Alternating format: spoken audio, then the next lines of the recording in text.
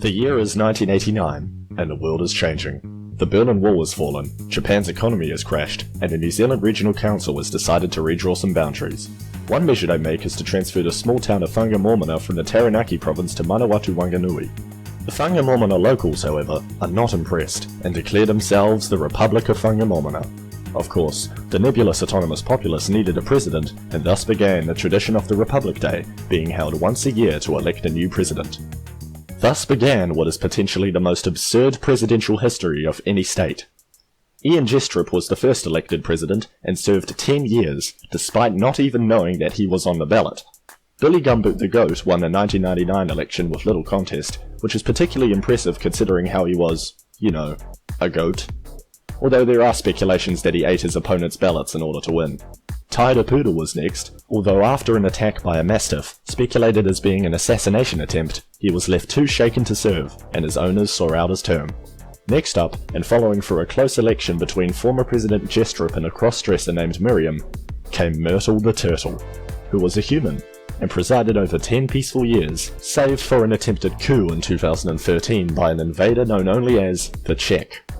Following Myrt's passing in 2015 came the first female president of Whangamomona, Vicky Pratt, who was somehow picked while working in the kitchen.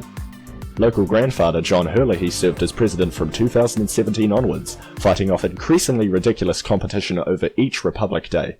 In 2017, we saw Jack Sparrow, who was running for president so that he could have free rum, Ted, a cat, and Lily Xiao, who wasn't a cat but wanted to be one. In 2019, there was Griff Robb, who suggested the landlocked nation enter into maritime tourism, Sherman the Cockatoo, Makatoni the Teddy Bear, a Mrs. Brown look-alike, and Eunice the Sheep, who mysteriously disappeared, although it was noted that mutton sandwiches were on sale that same day. And most recently, in 2021, a bagpiper, a cross-dressing nun, a trio of garden gnomes, and a dinosaur.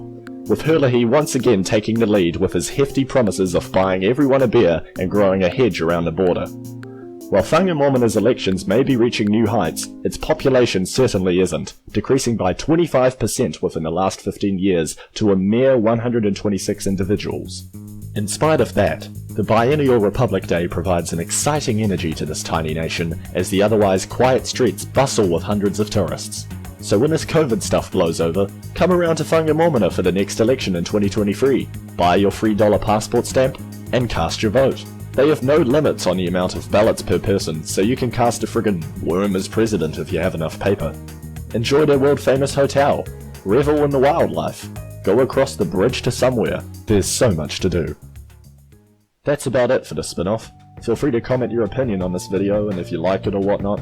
Besides, the 6th episode of the Porcelain People series is up next, where we will be looking at classical republicanism, so stay tuned.